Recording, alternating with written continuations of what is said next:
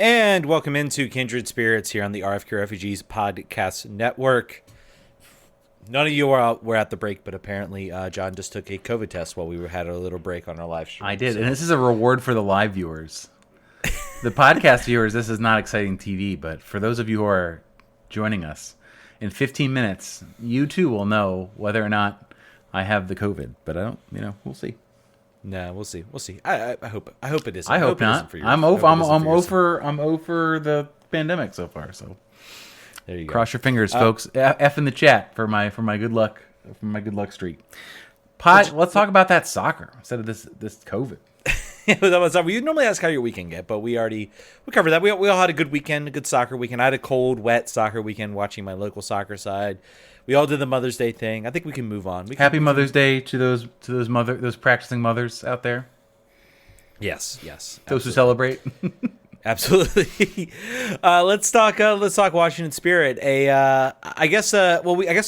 Last show we didn't come back for the semifinal of the Challenge Cup, which was a good result for the Washington Spirit. A proving point for VAR for certain, however.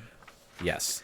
The missed handball that led to extra time and penalties, and Aubrey happened to take a penalty and scoring, and it was pretty wild. We probably should have been back for that, but it's okay. Yeah, I go a little back and forth. I need to watch. I can't really find a good picture because on the handling call, technically I'm doing this for the visual person. It is technically like to the sleeve of your shirt, basically, is where if it hits anywhere here, it is not technically handling. That's according to the laws of the game. It goes underneath her armpit, close, but I think it's a little closer than some people are making it out to be, especially live and especially without VAR. Maybe VAR changes the game. NWSL, get yourself some VAR. It apparently costs $1 million, at least $1 million. You know what's worth it? VAR. Yeah, $1 million per game. $1 million investment total. Okay. Make it happen. I think now. That's no. Come on. Yeah, that's what. So how many owners do we have in the league right now? That's what $100,000 like per owner. You're telling me like Michelle Kang. I'm hopeful that like some changes in ownership will push this. Even if the Spirit like benefited from it in both games. Well, sort of in both games. Because the Courage on the other one we'll talk about, they scored off the ensuing corner kick, so it really kind of evened out a little bit, and also an own goal for that matter. But I mean, to me, it just seems like it's worth it. VAR is in my opinion a good thing with how quick the game has come. Yes, there are some incidents issues. We had it in MLS too. We had an issue in the Toronto Vancouver game where a goal was called back where the keeper clearly did not have possession of the ball. It's an issue. It was not a banner weekend for any U.S. officials on any level. I'll just say that. But John, so we talked a little about the semifinal game. Obviously, Aubrey Kingsbury was the hero of the game. The hero of the game, making the big save on the PK, especially after I believe it was Tanya Alexander missed on her penalty kick, and then Kingsbury came and made the save.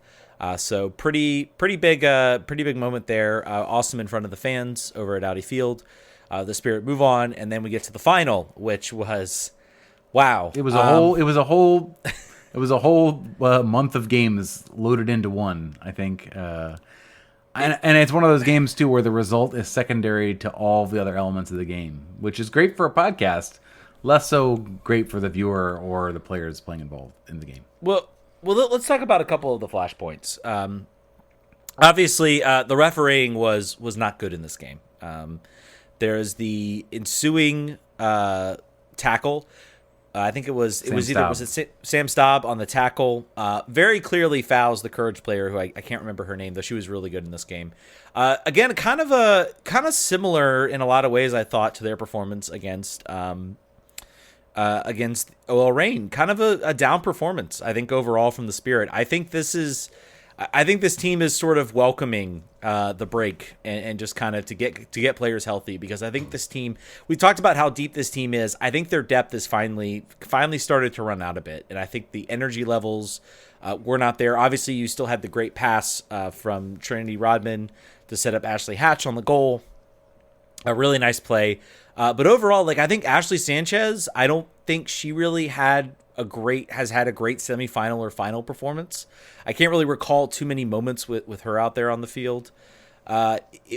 It wasn't. It felt like kind of a sort of a down performance. We saw this team kind of rise up. I really almost wish they hadn't made it to the semifinals and finals, even though all the players got a nice cash bonus. Even the Spirit players get a nice $5,000, which if you're making $35,000 is the minimum salary is a pretty nice boost. I'm not sure Trini Rodman's with her contract necessarily notices it. Maybe she notices a little boost in revenue, but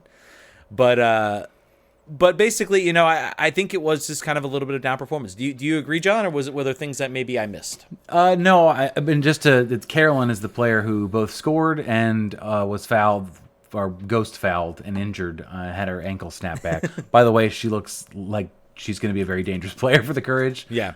So eyes out there. I think it was, and the Courage player said this after. I think Abby Ursig said this in the post game. Basically, like, you got to see two teams where it was all about fitness. It was all about who still had legs at the end of a very, very long preseason, which is what this is, regardless of what they call it. And I think the Spirit were gassed. They defensively were not as sharp as they normally were. Overloads were happening. Individual mistakes were happening. This was the Spirit's worst game. And obviously it's their first loss in 20 games, so that tells you something about how it was the worst. But I don't. It would have been nice to win. I don't care so much about this tournament. I know we've talked about this now a bunch. It would have been nice to win, but having lost it, it's sort of like the Community Shield to me. It's like nice to win. Who cares if you lost? You got paid to play. The question is, how much is this game going to hurt the team here in the next couple of weeks? They're playing. I don't have the tweet in front of me how many games they're playing here in the first couple months. Let me find it really quick because it was pretty recent, but it was sort of looking at, due to getting this far in the tournament, the amount of games they play. Okay, making it to the finals means the Spirit play May 1st, 4th, 7th, 15th, 18th, 22nd, 27th, June 1, 4, 8, 11, and 17. On top of that, the U.S. national team players had the She Believes Cup in the preseason, and also had other friendlies that didn't matter and probably didn't need to be played because they're quite a long way away from tournaments that matter.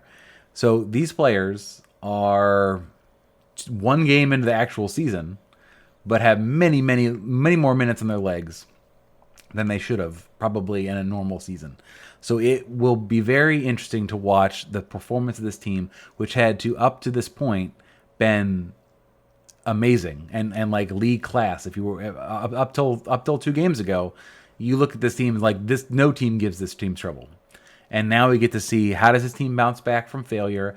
How does this team handle all the minutes on their legs, and get ready to rock and roll. You've got a whole bunch more games. How's it going to shake out? And we haven't even talked about the medical emergency that happened. That is a big challenge. Do you want to touch on that? Well, I mean, first I want to say I think that if there is one weak point, I think I've seen in this team, it's in the center of midfield, particularly when Andy Sullivan's not out there. Gabby Vincent being hurt is a big problem there. That was Chris Ward's solution to the problem, and she's hurt. So that is, I think well spotted. I don't think they have us. I don't think Jordan Baggett not being able to play there and that now. And coming back from injury, and some of the other players who would normally be in that spot have not performed as well as they did last year. Yeah, I think Almar was one I kind of single out, not having a strong performance in my mind at least. Nope. So I think, but overall, I think this team, I think they'll get it together. It might be a little bit of a lull. I think it's important that there were some key players. Also, there was an injury I think to Aubrey Kingsbury. So curious to see what we'll get. Tested negative from a concussion. However, we'll see. Right, she came off due to, or she didn't come off. Devin Kerr warmed up, ready to go, but did not go off. She had a bump on her head. She hit her head between the knee and the crossbar. So hopefully she's fine. Based on what we know about her, if she's cleared, she'll play.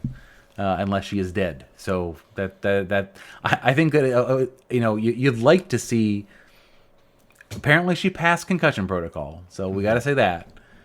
But it looked like she was able to fight her way to stay on the field, and it looked like the trainers were maybe being like, maybe you don't need to, maybe. And then the game went how it went. But go ahead. But I think overall, I think the team will bounce back. I think it's just going to be a matter of, collecting themselves. I think it's good that I think there probably were some players. I'm imagining a player like Andy Sullivan gets back healthy. Yep. Kelly O'Hara clearly was also playing. I think a little bit hurt. So I'm hopeful they get some players some rest. And that they do have a home game against Angel City, who look a lot better, but also who are still a team that I think you got to favor the Spirit, especially if they fire on all cylinders, and especially at home, where they have to travel. So yeah, let's talk about the incident. I think one of the main talking point coming into this, and I think there've been some some changing opinions of the whole thing. Mm-hmm. I think overall, we've talked about the refereeing performance. We've talked about a lot of things about this tournament. We've talked about the fact that this tournament has sort of compressed and bled into the regular season, which I don't think is a good thing. And I think that's the one drawback of this tournament. Major drawback. And I think a lot of that was sort of playing into what happened next in this incident. If you didn't watch it, Jordan Baggett, I believe, takes a knee to the head. I'm pretty sure it's up capacity. Yep. Foot. One or the other. Foot. There's a brief shot of her on the field, very much looking like she most certainly suffered a concussion. Looked like a seizure of some part. They call the training staff over. The training staff rushes over. It's not a good scene. I think at one point she maybe tries to stand up. They're trying to keep her down. It's a very sort of chaotic scene, and it certainly felt like a while. And then there's sort of the image of the Spirit players running with the medicine, the gurney or whatever. I think that's what you call it, the gurney, with the EMTs as they're sort of moving onto the field, and it sort of caused a lot of stir on Twitter. Of a lot of players, the players spoke out. I believe Turney Rahman took to Twitter. Since then, there have been some people who are medical professionals who are sports trainers, who actually analyze it, and I think some guy actually put a timer from the moment of the incident to when the response, and it was within 2 minutes. So I think looking at that, and the guy said, look, it feels longer than it sometimes can actually be. Because it's such a traumatic incident, it just feels like it takes forever for there to be actual response. I think the people out there were doing the best job that they could. I think they all responded in the best way that they could. Could it possibly maybe have been some things done to maybe quicken things up? Maybe there was some sort of missing element that maybe we're not seeing. But I think sort of revisiting it, the sort of analysis that's sort of been done from video, I think does kind of maybe paint this in a little bit of a different light. Doesn't excuse a lot of the actions sort of in NWSL, but definitely go. I think I put that up on the Kindred Spirits Twitter page. Go check that out. The guy there claims to be. I didn't actually. I won't say. Did not research this whole thing, but he gave a lot of good info. Says he's a professional trainer and sort of gives a rundown sort of what the response sort of is and how that goes through, and it's very insightful. Ted did not pull his license number.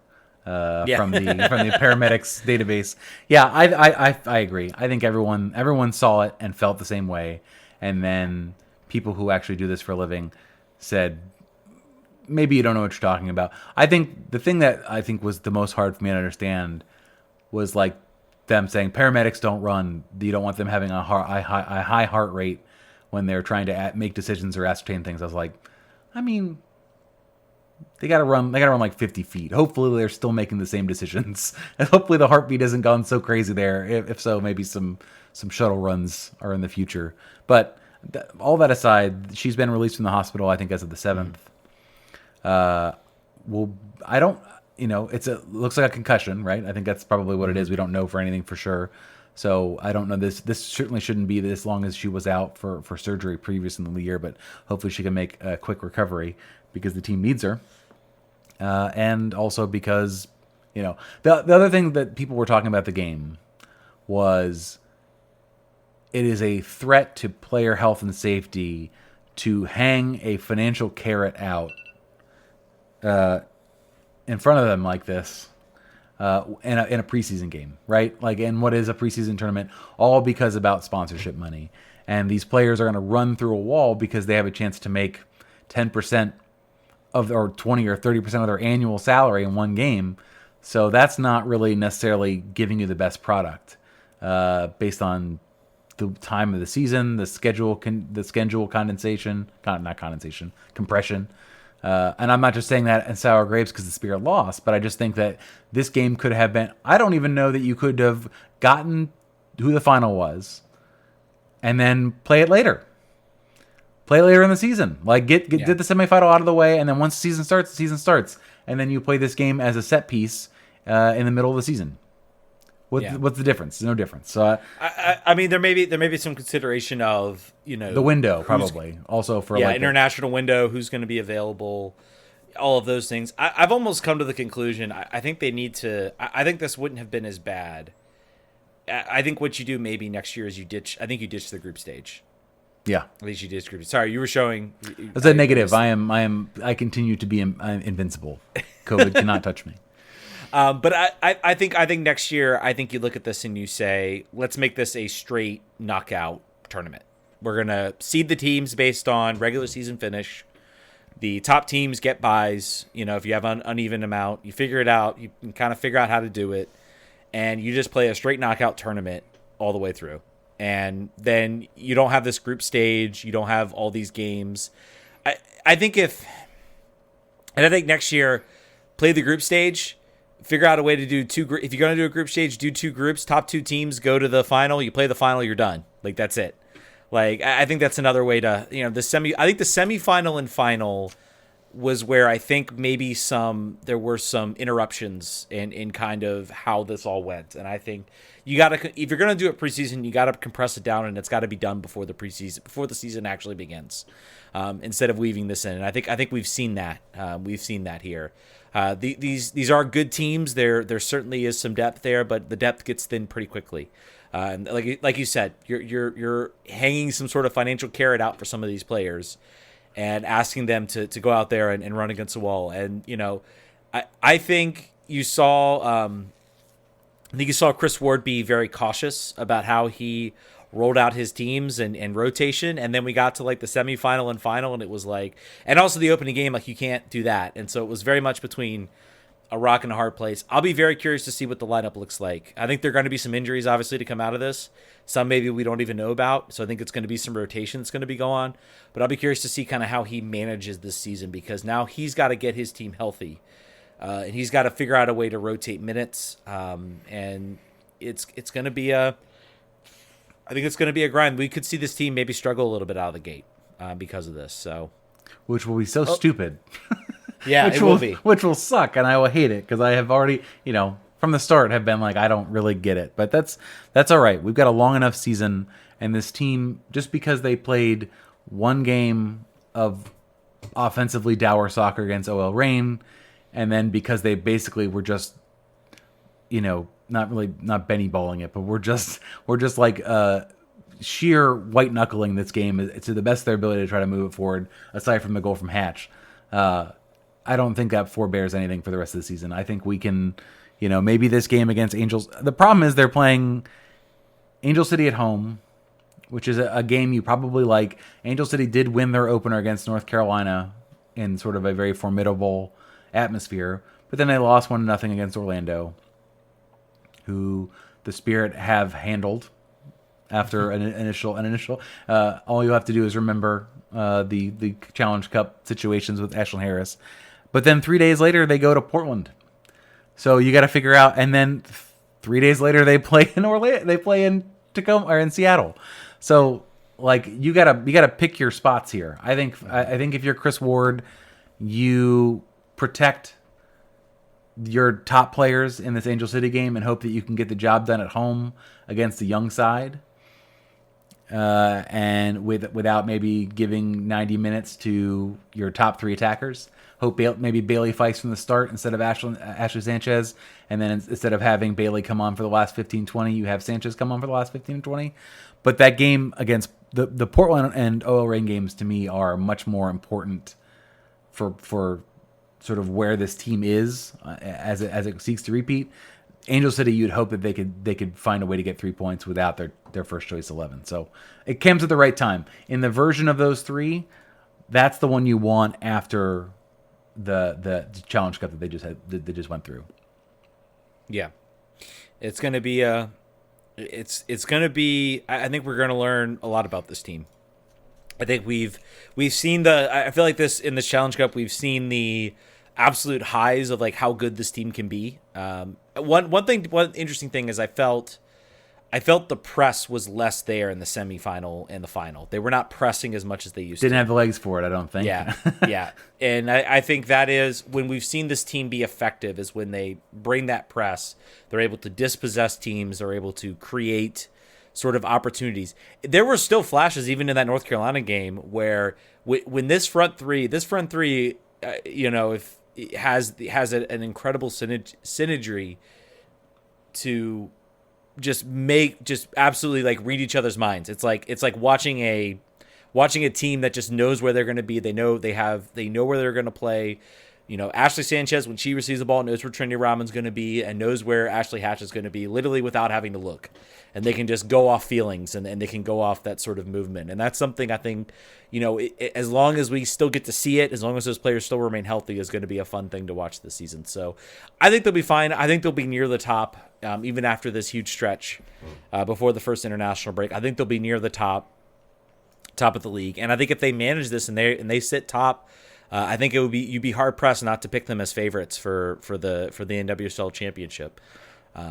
Yeah, for absolutely sure. So. No, this game did not change that. I don't think. It's just, can they make it through? And I think that they, I'll be excited to see what happens on Saturday. It should be a game that they. We'll just make a prediction here based on what we don't know yet. I don't believe there's been media availability. I'll try to hop on it this week. This not really of matter to our listeners. This next 2 weeks are like the most crazy weeks of my year.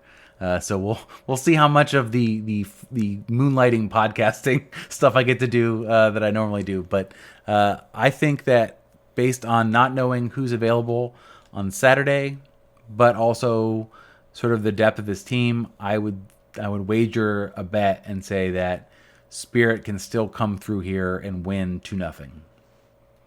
I'm gonna go 1-0 Spirit. I think 3 points anyway. Solid. Yeah, 3 points regardless. I don't think you're going to see the offensive juggernaut in this game, so I'm going with 1-0. But we'll have to see. It's going to be a fun week of soccer. Fun week of soccer all around. We got Open Cup, we got more NWSL, we got MLS. Always, this is the most wonderful time of the year. Also, if you're a DC fan, Washington Capitals playoffs, who just blew a 2-1 lead with 2 minutes left, and all they had to do was just keep it out of the net. That sounds like the Capitals that I used to pay attention to in the playoffs. Oh, it's the Capitals circa except for like 2018, and the rest of the time, this is basically how it goes. But no expectations this year. So they win this series, they've literally beaten any expectations. Alex Morgan scored 4 goals in her game against Gotham, so that's notable. She's not Gotham. If there's one team that looks like they might be the FC Kansas City or Kansas City this year, it might be Gotham. They just do not look strong. Yeah, I don't know who else it's going to be. Right, Racing Louisville still hasn't improved the team too much. Aside, I think they traded for Jess McDonald, but other than that, who I believe tore her ACL in the preseason. So I think she did. Yeah, I don't really know who the weak team is. It might be Gotham, despite sort of, the moves that they thought they made in the postseason and Carly Lloyd retiring. But it's not the Spirit. That's for sure. KC Curran is 0-2-0 so far, but they also made it deep in the Challenge Cup as well. They made it to the semis against North Carolina. So we'll see. Yeah. I'm excited for 3 points this weekend, and then a quick turnaround. We'll be able to probably have when did I say? 3 days after? We should be able to have a podcast between then and the Portland game to be able to review that and preview the Portland game. So stay tuned to that. I think now, as I said in United 96, Jason Anderson has moved on from Black and Red United, and I believe will no longer be doing Plex Weather. So that I know I listened to that Washington Spirit show. So if you're looking for a Washington Spirit dedicated podcast and you want to tell your friends another podcast they can listen to, this is the one. We normally have player interviews. This will continue. I've talked to some folks of the team. This sort of crazy week periods that they're having here now mean that they're sort of limiting media availability, understandably. So go get 9 points in these 3 games, and then I hope to have some of the players on the podcast for you to listen to and enjoy in the coming weeks and months. Yep. We did get a question on our Discord about the referees, but I think we kind of talked about it. Who was it? Let's make sure we share the name. Yeah, it's P-Town Hiker. Says, what kind of investment is necessary to improve the quality of fishing? Is it training, better pay for inter-base referees? Also, how does a referee maintain control of the game? What are the decisions involved? I asked this last question knowing that one of you does some refereeing at a youth level. One of us. Which one of us? I'll tell you, to be honest. So to answer that question, I will tell you the most important thing you can learn when being a youth soccer referee is de-escalation. And I've seen plenty of young referees that I had one referee, tell another coach to shut up. And I've always found you will always look like the better person if you just kind of they start yelling you at over something and you're just getting them to calm down. You always look like the better person. And there's certain tricks you can get to do that. As far as the NWCL question, as far as the referees, I think first of all we talked about a VAR. I think would make a huge difference. I think what we are seeing right now in American soccer is I think overall the top level. You're talking about the top referees, the guys that are in MLS. Generally, things are so much better than they used to be. Unbelievably better.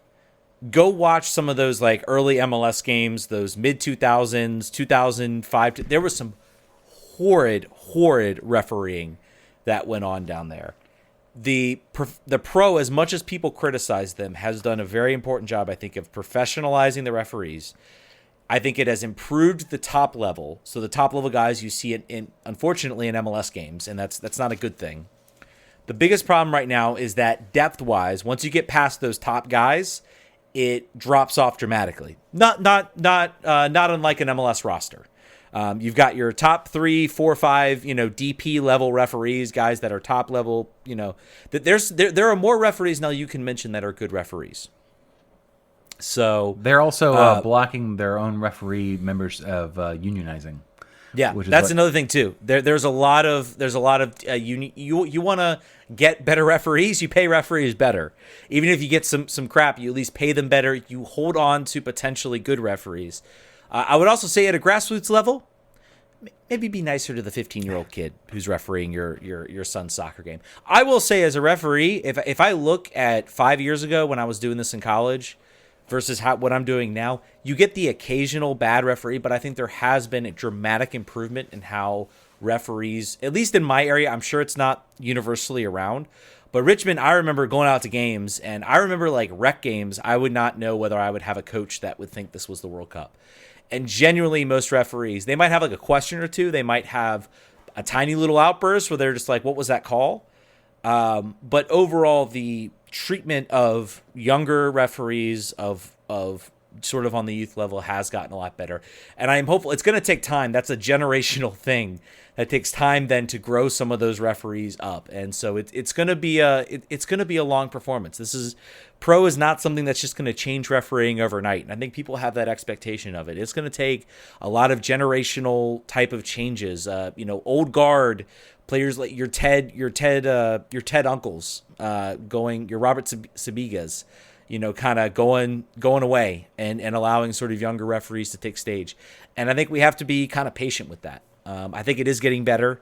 I think even on the NWSL side, I think there have been some marked improvements. I think the situations we saw in the championship game could have been alleviated if there was a video assistant referee. I think you could have made the penalty call and everything. I think everybody points to a few flashpoints with VAR, and this will be the last thing I know because I'm rambling a little bit too much on this. People point out VAR and they talk about the flashpoints. They talk about the moments that are wishy-washy and then the referee makes one decision. It's the same thing regardless of whether the referee's making that call on the field or not. It gives them an extra look, and I think that's a good thing. And I think VR has improved the game. And if I'd you love want to see the end listen, of Basil Nupu. and if you want to listen to Ted's refereeing podcast on RFK Refugee Network, join us on Patreon and make sure you say, "I want to see Ted talk for 30 minutes about referee." Ask a referee. It'll be like they'll give you a theoretical problem, or they'll send you video of a play, and you have to say how you would call it. I think this is could be good. I actually I have had this idea. We just stroked our goatees at the same time. I have an acquaintance of a referee he's on the fringes of pro, and I've mentioned him. I mentioned him, to friends and people like that. I have thought about asking him if he can be our anonymous referee. That'd be great. We'll do the outline that what you used to do for own goal. That'll be perfect. I'd love for. I'm not sure. He might. He is. I know he is trying to get in. He is actually. He sent a referee in an NWSL game, for a Challenge Cup. So he is definitely a top level referee. He's an acquaintance. He's an acquaintance of mine. I wouldn't say we're incredibly close friends, but we certainly recognize each other.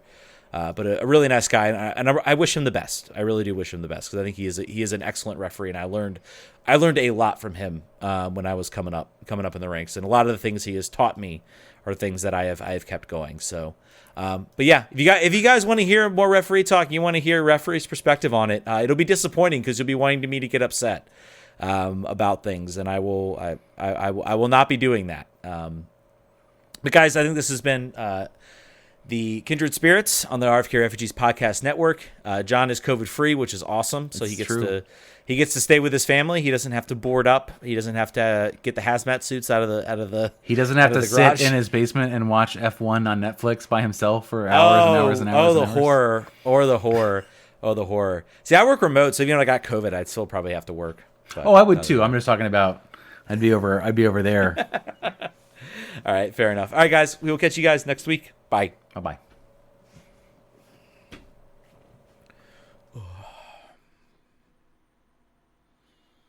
All right.